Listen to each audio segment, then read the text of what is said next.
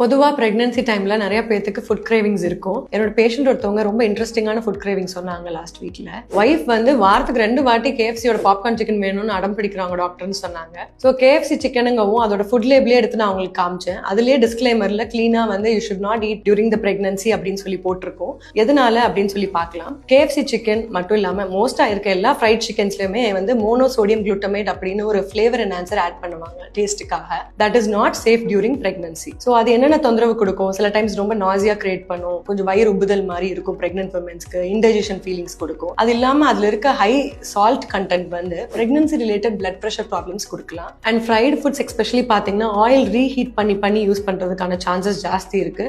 It will lead on to excess weight gain in mother as well as the baby. So food cravings தப்பில்ல, முடிஞ்ச அளவுக்கு fast foods and process foods avoid பண்ணிட்டு வீட்லயே அதுக்கான healthy alternatives எடுத்துக்கோங்க.